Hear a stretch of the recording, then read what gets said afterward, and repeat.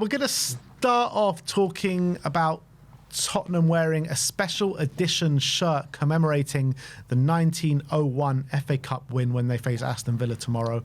The long sleeve shirt represents a retro look reminiscent of the kit worn by the team 125 years ago and remains the only time a non-league club has won the competition. It's actually a lovely shirt. Yeah, it really is. All white, as you see, the team of 1901 on the shirt as well. No red in sight. That's what I love to see. That should be our kit, man. It really should be. That should be our sponsor. Why is it ever having red, man? This is so much nicer. And by the way, take this in because this is the most positive that is going to be on the screen. A nice shirt, nice commemorating our history of winning something as a non-league team as well. Does Ben Davies look AI to you there? He kind of looked AI to me. Yeah. Doesn't really look like him. Yeah, well, it looks like him, but it's definitely AI That's for sure. AI, that's not him. I think Mickey van der Ven is as well. Yeah, but he looks all right. Davies looks weird. They're both AI'd. Davies looks really weird, though. It's so strange. It's probably because you don't see too much of him, so he's aged a little bit recently. Can't they get a picture of him? Why are they using AI? How hard is it just to take a picture of him and put it Spurs up? are cutting costs, man. I swear, I thought Levy had gone. They're cutting costs so they can spend 100 million on a player, didn't you know? The big cost of taking a picture of Ben Davies. Yeah. No, but look, a really nice shirt. Let's hope that our performance can match how good the shirt looks on tomorrow. So that's that. Next, we're going to talk about the manager situation. Team Talk is saying that Tottenham have put Roberto De Zerbi at the top of their list of targets if they decide to part ways with Thomas Frank. The Dane's position is set to become reviewed at the end of the season. Mm-hmm. What do you reckon about De Zerbi? Would you take him? I mean, yes, I would, but he's just such a loose cannon. That's my only fear. I think he plays brilliant football, and I think he's actually a really good manager, and I think he's doing a great job at Marseille, and he did a great job at Brighton when he was here. The football he does play is exciting, it's dynamic, it's quick pace, it's sharp.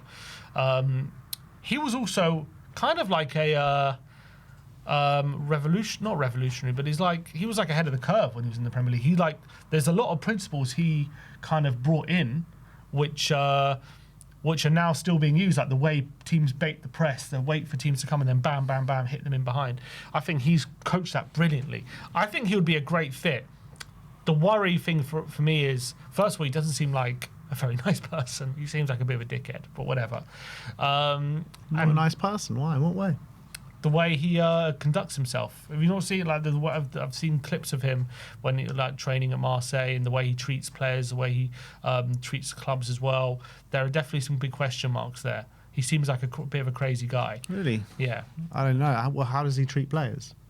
The way in training, there was a few clips going around about the way he was going in on a player for doing something wrong in training, and then he completely just went off on him, and he was like, just get out training, kicked him out, said just go find another club. Really? Crazy, yeah, some crazy stuff. Just off because he didn't make the pass he should have or something. He's crazy. That sounds worse than Conte, man. Yeah, he's a nutter. So there's that won't go down well with our squad, I'll tell you that. Yeah, there's definitely reservations there, and also the club obviously have had hotheads win, definitely Conte before, speaking out in the media. So did the club go in that direction? In terms of purely as a manager, I think he's a good manager, and I think he could do well here. So it's whether we can get that side under control, that side of him. I don't think you could ever get it under control, to be honest. Once a hothead, pretty much always a hothead. So I think... look, I like him as a manager, but after hearing those things, I think he'll alienate a lot of the squad that we have. Probably. I think people like Romero would love him. Romero, yeah. But I think plenty, the young players in the squad. And also, we're so mistake-riddled. Yeah, I know. Our players. We kick everyone out. We kick everyone out of training. We'll have no players left. Do you think the injury crisis is bad? Wait for De Zerbi gets hold of them. Anyway, so that's that. Next up, we're going to talk about the Brazilian star that Spurs are going for. Fabrizio Romano says that Tottenham are closing in now on a deal for 19-year-old left-back Souza from Santos. Spurs have agreed to pay 50 million euros, and now all that's left is to agree payment terms, and Plettenberg says that Souza is now on the verge of joining Tottenham Hotspur. So it looks like this guy is going to be our first signing of the summer. It is a position that we're desperately after. Something got brought to my attention in terms of his injury record, which doesn't look great. Oh, yeah? Yeah, apparently he's spent a lot of time over the last 2 years out injured, which obviously isn't great, looking at Spurs' track record for injuries. But maybe we're trying the reverse. Last time we were looking at players that are not injured regularly and to bring them in and see what happens, but they seem to get injured more regularly. So maybe we're going for injury-prone players and hoping they can put those behind them. But isn't this his first season in the top flight? 'Cause he's only played 25 games for Santos. I don't know. I saw on Transfer Market. Let me bring it up. It's very odd. It's odd. So when he was saying he was injured when he was at youth level or whatever. Bloody hell. How has he got such an extensive injury record? So this is injuries dating back to 18-19. So he was a kid, proper kid back then. Literally But that's a his child at school. That They're picking up his playground But injury look at that. record. His playground injury record. Look, there's 2 pages of it as well. Bloody hell. But to be fair, not many long term. There was actually one there at the bottom. That was when back in 2018, 2019. But not too many. Well, actually, a couple. Yeah, there are a couple of monthers. Anyway, It's not great. 2 pages. Yeah, you heard that right. 2 pages. 2 pages for a 19-year-old. That's not great. But that's not actually the one I saw. I think that can't be the right player. Is it not? No, because the one I saw was something different. Okay. This is there it. you go. Yeah, this is it. So injury to ankle last season, missed 17 That games, makes sense. 100 days out. The year before, he missed 22 games, 141 days out. So 2 big injuries already in his career. Thigh problem and an ankle problem. Well, hopefully they've done their due diligence. But he seems like a talent. He does seem like this guy. A lot of people are excited about him. Tim Vickery actually said that Carlo Ancelotti's got him in his mind for Brazil. The new Marcelo. Yeah. Let's New hope Roberto so. Carlos. Look, at the end of the day, until he proves it at Tottenham, it's hard to get excited. And obviously there's going to be reservations because, there's going to be reservations about any teenager coming into from the Brazilian league, having as little experience as he has, and we're expecting him to be the next best thing. He might well be, but I can't sit here and say he could be showing brilliantly. I could watch clips of him and analyse him and say, look what he does here, look how good he is in the Brazilian league and stuff like that. And he comes to the Premier League, it's a different story. So it's hard to really know and analyse a player with that little experience. I'm pretty sure he's only played like 20 odd games for Santos. That is literally his body of work, and he's currently a teenager. So for anyone to suggest this is the right sign, this guy's amazing, like it's a no-brainer, it's hard to really say that at this point. But he could be a good, talented player. Maybe we see something in him, and like this guy is ready for the Premier League and he's ready to play here. And if that's the case, maybe he's worth the punt. But if we can rely on our scouting and our recruitment, then fair enough. But it's hard to do that given our track record. Yeah, he's got 38 games behind him over the past 2 seasons for Santos. That's where he's at right now. So he's been in their first team for a couple of years, but a lot of the time he's been out injured. So he missed the first 7 games of this season out injured, and last season he missed the first 12 games out injured, but managed to stay fit for the majority of the rest of the season. So on the bench a lot, I see. Yeah. So that's Souza. But that looks like this one's being done. Looks like it, but it looked like Morgan Gibbs-White and Eberechi Eze were getting done as well. Yeah, but those are different. I think. I think with Souza, though, like it's just not one that excites me. I think that we need a player that can come in and hit the ground running, and there's just no evidence to suggest that he can do that. Yeah, it's hard to get excited about it, but look, if he comes, obviously we'll back him, and hopefully he's a good player, and hopefully this guy is ready for the Premier League, and by all accounts, he does seem like an exciting talent. So from that point of view, let's hope he's can contribute to the squad in the way that we want. But I hope we're not looking at this deal again in 18 months' time or a year's time or 6 months' time saying, this guy needs to go, we need to loan him out, we need to loan him out for experience, that kind of thing. Like, I just hope we're not there again. Yeah, absolutely. But Tim Vickery seemed quite positive about him. He did, yeah. And thought, He did say, it'll probably take a bit of time for him to get used to the Premier League, which is not what you want to hear, but he thinks he's a big talent, big talent. So that's Souza. Looks like he could potentially be our first signing of the summer. Next up, we're going to talk about Kevin Schade, as Florian Plettenberg says that Kevin Schade is one to watch for the summer as a move after the World Cup currently appears likely. However, Brentford still want him to stay and are keen on him extending his contract. Many clubs are interested. Tottenham are among the team closely monitoring him, as revealed. Price valuation is between 50 and 60 million euros. Look, we said it when we sold Brennan Johnson. Signing Kevin Schade as his replacement probably doesn't smack as moving in the right direction. I think they're pretty much the same caliber of player. And again, they're talking about a summer transfer, not even a January transfer. So we need players now. Like, forget the summer. My mind is so far away from the summer right now. We need players here and now.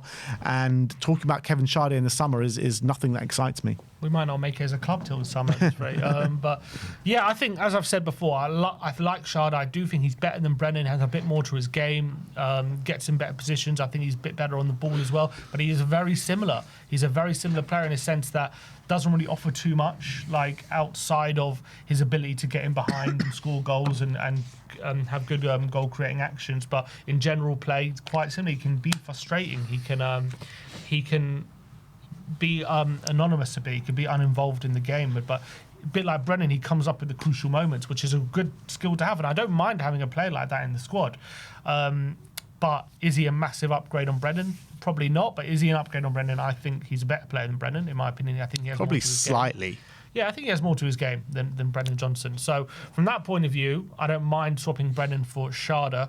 But again, I don't know about signing him for Thomas Frank, and then Frank might not be here. Then where does that leave him? And then does the next manager would he want a Schade? So I don't think there's any point, right? I don't know. It's very difficult to be talking about signing players for the summer when we don't know who our manager is going to be at this point. I mean, at the moment, obviously they're backing Frank, and we've got to assume he is going to be it, but that's very much up in the air if we're being honest. So if we're talking about if we still have Frank by the summer, maybe the signing makes sense.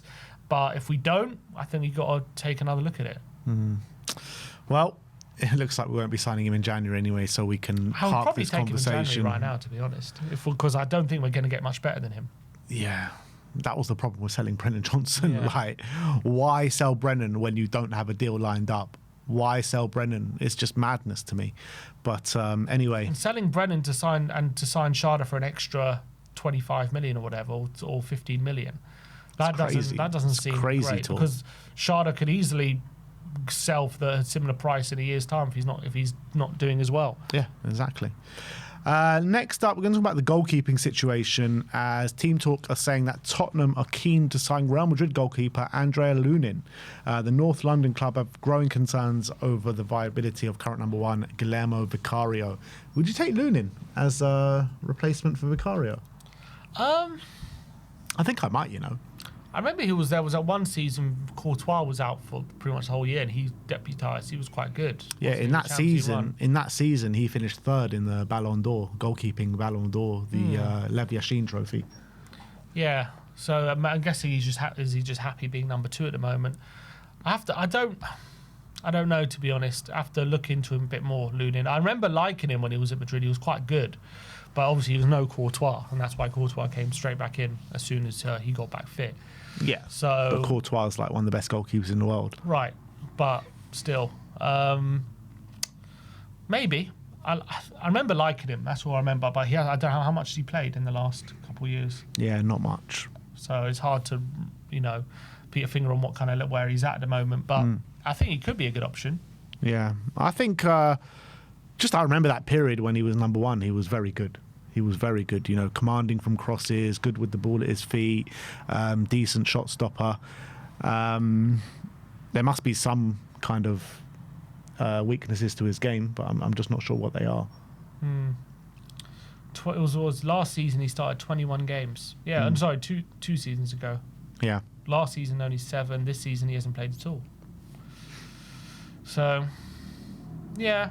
I mean, I remember he's quite good, but is he good enough to be our number one? Not sure. Yeah. All right, next up, we are going to talk about Richarlison, as there's been a story from Bruno Andrade from ESPN Brazil, says that Richarlison wants to leave Tottenham after the World Cup this summer. If Flamengo decides to postpone the signing of a striker until July, one of the targets will be Richarlison. Clubs in Turkey and Saudi Arabia are interested in him as well.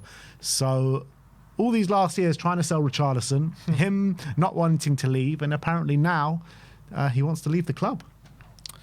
Maybe he just doesn't feel wanted here. We've always kind of tried to get rid of him. Obviously, this season, he can probably say he's having his best season in a Tottenham shirt. Yeah. And I don't know. We'll see how many goals he does end on, but likely he'll probably get at least 10 Premier League goals, which is good. But yeah, I think we all know if we want to push on, he probably needs to leave, and we need a better striker than him. I think he's doing a good job for what he's been asked to do and what he's capable of right now, and he's scoring quite a few goals. And I think even recently, like when he's come on games like yesterday on Wednesday, comes on, causes chaos, causes a bit of trouble. But when it comes to being that real quality available player, yeah, we need more, especially as a number one striker. So if we can get some money for Rishi, move on, sign someone better, I think that's better for all parties, especially if he wants to leave, then even better. And I think maybe that's also been part of the reason he's still here, because I think he's wanted to stay more than anything. I think he's wanted to prove that he's not been a waste of money, and the move's been a good move. But I think at the end of the day, his future is not going to be here, I don't think. Yeah. We all expected him to leave in the summer when it didn't happen. Yeah, and there were even rumours of the summer before that as well. So I think, I think it is time for Richarlison to probably move on, and Spurs to look to bring in a better striker and someone that can consistently contribute over the years, and he just hasn't been able to do that. Look, decent season this year in terms of his goal output, but I think it's clear for everyone to see that we need better. All right, so that's the Richarlison situation. Next up, we're going to talk about Mickey van de Ven. Now, this is a worrying situation brewing with Mickey. As Matt Laws says that Tottenham have been keen to offer van de Ven a new contract, but some sources believe the defender is frustrated with the current situation at the club. And a publication called Sport says that Mickey van de Ven desperately wants to leave Tottenham this summer and would welcome a move to FC Barcelona. And Indicator, however you value him, also says that he wants to leave Tottenham, and he was probably actually the first one to report it. But look, I think it's clear how frustrated he's getting at Tottenham right now on the pitch. Something that we've not seen from him, of how frustrated he's getting week in, week out. He's one of the only ones that keeps up his standards. Unbelievably talented player, we know that. And he's just getting better and better, in my opinion. And with the state that Spurs are in, it's no surprise to me that he's going to want out sooner rather than later. Yeah, definitely. Albeit the last two seasons he's been at us, he's obviously suffered from serious injuries. This season he's keeping himself fit, and that's obviously very important for him. And that's going to alleviate any fears that other clubs have about spending big money on him if he can save it. Because we know when he is fit, he's a very, very high-level defender, and I think he's been phenomenal for us ever since he's come in. I think, especially as a young defender, he's been fantastic, and I think his development this season's been great. He's really turned into a much better box defender as well, and he's really added that to his game. You got to credit Frank with that. But I also think he's been doing these interviews. Is that a precursor potentially to engineer a move somewhere? He was clearly disgruntled in that Chelsea game, walking past Frank and not clapping the fans. He's been firing the fans away at Bournemouth. The league form for us has been horrible. He knows he's a player capable of playing right at the very top for the very biggest clubs. And I think he's looking around at Tottenham thinking, are they ever going to be capable of that? Is that something that I can ever achieve here right now? In his first season, obviously, we finished 5th, but since then, he did win the Europa League, but we've obviously sacked that manager. We've brought in Thomas Frank after finishing 17th, and now we're 14th in the league. I got the impression in that interview in the overlap that he didn't. I'm not saying he didn't like Frank, but they're just the body language and the way he was talking about Frank compared to how he was talking about Ange. There was something in me that says I don't know if he's completely buying into what we're doing at the moment. And albeit he has himself developed, the team hasn't, and we haven't kicked on from that trophy win. In fact, we've we haven't kicked on in the way we should have. And he's looking at that situation thinking, after getting the Champions League last season, that's a real moment to kick on from that and try and double down on, moving forward and not kind of consolidate a mid-table position, but try and use that fact that we got into the Champions League and be ambitious and try and get us competing again. And I know it's easier said than done, but if we're going to be out of Europe next season, is that acceptable to a player like Van de Ven? Probably not. That's not, as much as the club wanted to stabilise maybe and bring a solid manager just to get our league position stabilised because of where it finished last season. Like, these players can't afford to have just another season out of Europe and not kick on from getting in the Champions League. So I can understand his frustration. Obviously, we've seen Romero with his comments, and I'm sure that he's not alone in that. And I'm sure Van de Ven probably feels the same way. So it's a tough one to take as a Tottenham fan, if that is true, and I wouldn't be surprised. And unless we make some major changes, I don't see how he is going to be satisfied being at his football club. Yeah, look, I think it's a bit. This kind of situation was a bit inevitable with someone kind of as good as Mickey Van de Ven, and unfortunately, like, if you could ask me any player I don't want this to happen to, it's him. I think he is the shining light at Spurs right now, and it's really frustrating, but what can we do? We're an absolute mess right now. Like, we can't convince players to come. On top of that, we can't convince our best players to stay. So it all comes hand in hand together. So I don't even know what we can do to fix it right now. That's the problem. Like, there is no light at the end of the tunnel in terms of becoming a serious and a competitive club again. So how do we do it? How do we convince someone like a Mickey Van de Ven to stay at the club? Actions speak louder than words. Unfortunately, we've been speaking a lot. Romero's accused the hierarchy of telling lies. And at the end of the day, that's probably how a lot of the players I have feel. much less sympathy for Romero than Mickey Van de Ven. Romero signed a contract in the summer. If he said it like lies and this and that, like, why sign the contract? Well, because he was fed lies. Yeah, but he's spoken out against the board before. Yeah, but he bought into the rebrand, like a lot of people did stupidly, in my opinion. But yeah, but maybe he was sold a bunch of stuff in the summer which hasn't come to fruition. But my point is, with Romero saying that, it's not about sympathy for Romero. It's more about he's probably not the only one who feels like that, and Van de Ven maybe feels like that, and maybe what they told Romero, I'm sure they told some other players. Maybe they're telling that to Van de Ven right now to try and get him to sign a new contract, and at the moment that doesn't seem to be borne out, and that's a massive issue right now at where we're at. And look, maybe we're going to have to take money for him. Maybe we're going to have to accept a big offer if he doesn't want to be here anymore. And he's going to be at the height of his value in the summer. Probably over 100 million you're talking. But what we can get with that money, no one as good as him. So it's depressing. Yeah, absolutely. That's Mickey Van de Ven situation. Next up, we're going to talk about Radu Dragusin. As Dimarzio said that in the last few hours there's been contact for Dragusin between Tottenham and Roma.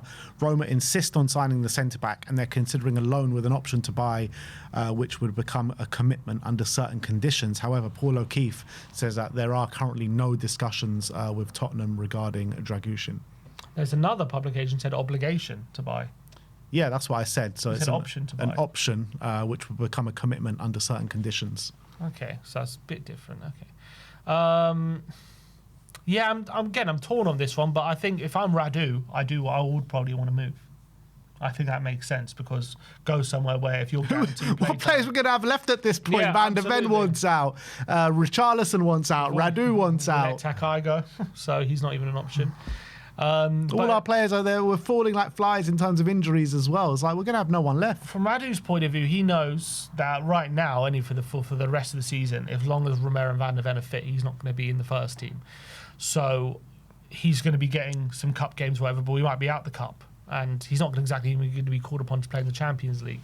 So from his point of view, if he wants to get up to speed following his ACL, there's a team guaranteeing him play time and a good team like Roma, then you would make the move. Tottenham's point of view, obviously you want to keep him around, but if he's not happy and it is better for his development, maybe let him go. But again, that leaves you very short, and it's going to be you're leaving yourself with Van der Ven, Romero, Danso, and I'm guessing if we do sign the Souza, then maybe Davis becomes a centre-back and he's going to be the backup to Van der Ven. But we've been here before about whether he's good enough, and we know he just isn't. But there's rumours of Ben Davis leaving as well. Yeah, and if he leaves, then we're going to have to sign one. If he leaves, we're going to have to sign one. Oh, my days, this club, man. It's madness. The amount of players we're talking about leaving, potentially, and there's no talk of bringing anyone in. There's promises that Spurs are going to be serious this January, but apart from Souza, there's no real links to anyone. Yeah, it's crazy. It's crazy. Well, I think he is going to go. Yeah, I think we're going to accept it. Let's talk about Tyrese Hall, because this is a player that Spurs rumoured of being back in the squad this season as the Sun. However much you value them, they say Tottenham have discussed cancelling Tyrese Hall's season-long loan at Notts County and assessing him with the first team. Interesting. But I find it interesting we've taken the player who's currently on loan in the bottom division compared to some of the other ones that Leo Donnelly's been brought back and others, and we haven't considered him, but we would consider Hall. Obviously, he's a player at the moment. He's played a few different positions, hasn't he? But he kind of plays on the wing, doesn't he?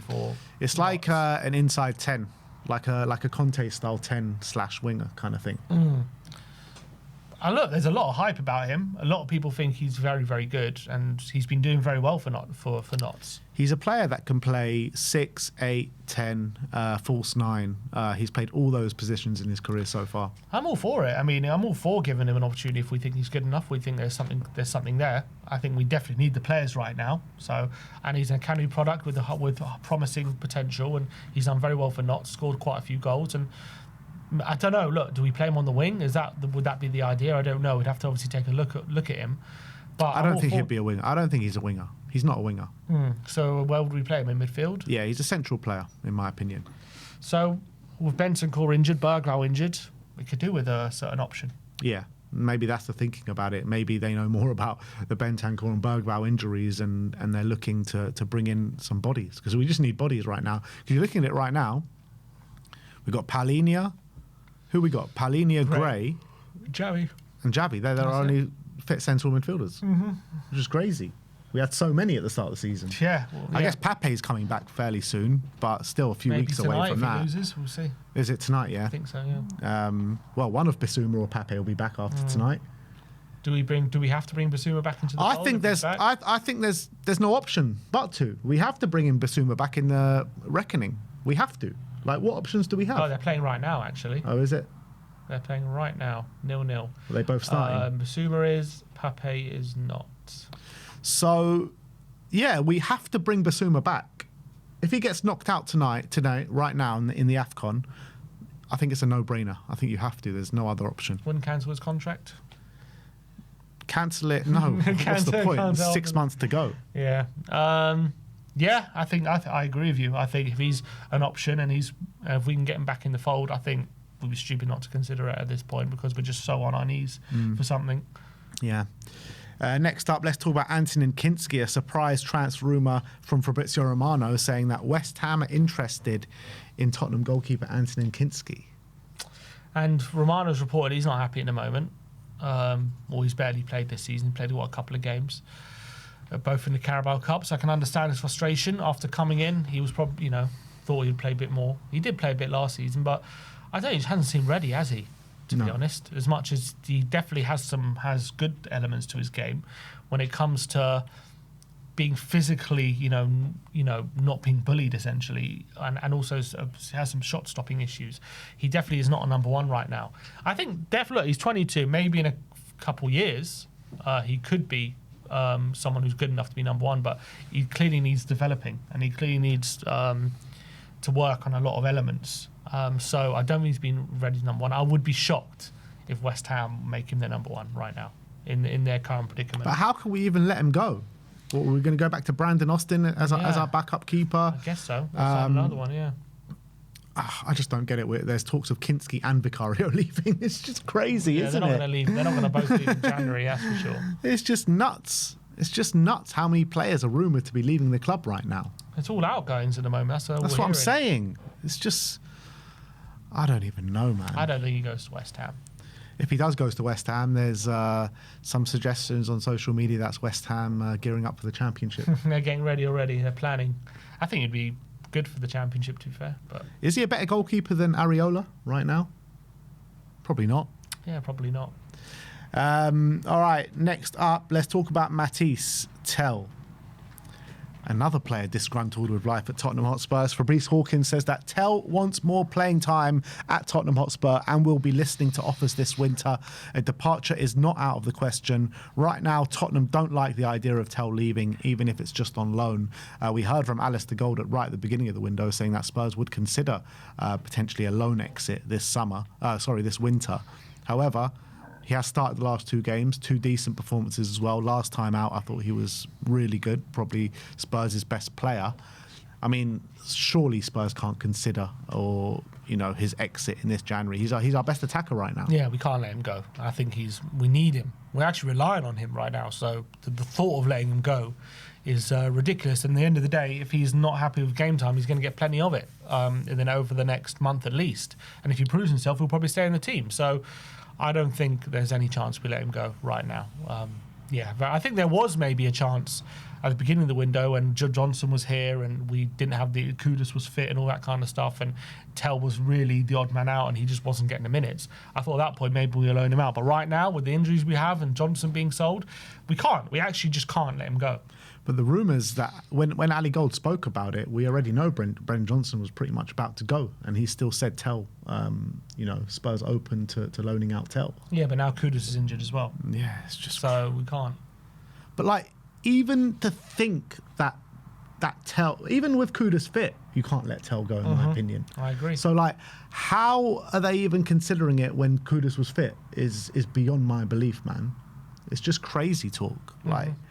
Matisse Tell has shown his value to Tottenham so far this season, in my opinion. When he's come off the bench earlier on this season, I think he did well. I don't think there's any kind of evidence to suggest so far what we've seen from Matisse Tell that he's not a value to the team.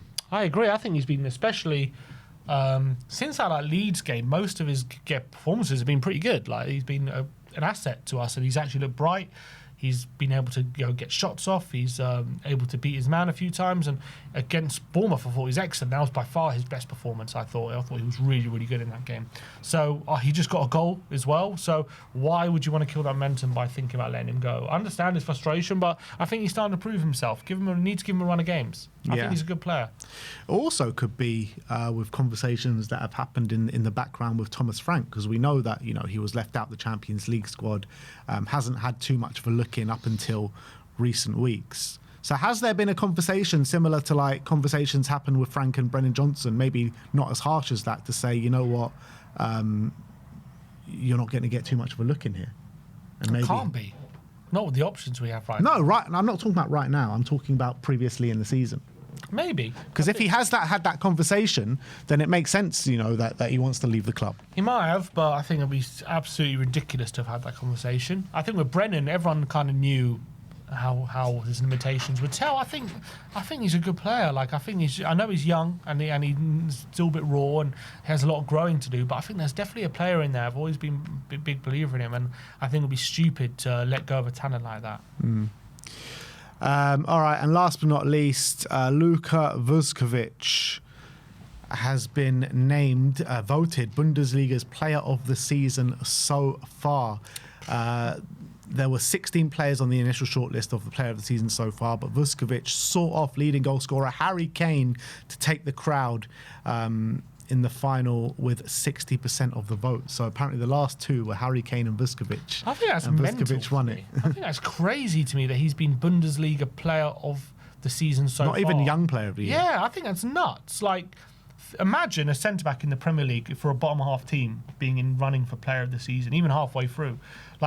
You have to be playing so well, you have to be so outstanding to get noticed at that kind of level, that of playing in the bottom half of the table as a defender as well. So you're not winning games consistently, and you're not keeping clean sheets consistently. That's how well you're playing, that you're getting noticed by fans from the whole league. Even fans voting for you ahead of Harry Kane, who's been unbelievable this season. We've all said it might be one of his best seasons in his career. And Vuskovic is getting voted ahead of him for player of the season so far. I think that's quite astonishing, in my opinion, as an 18-year-old centre-back, and just goes to show the talent we have here. And obviously we're not thinking about recalling him right now. We should. Even though we probably should put him in right now. But with Van der Ven and Romero at the moment, with what's going on with them, we might need him next season, with the thought of loaning him out again. But if he's playing that well, you'd be stupid not to put him into the first team. Yeah, but look, massive big up to Luka Vuskovic of what he's done this season in the Bundesliga, and I'm sure second half of the season will provide even more good things coming his way, that's for sure.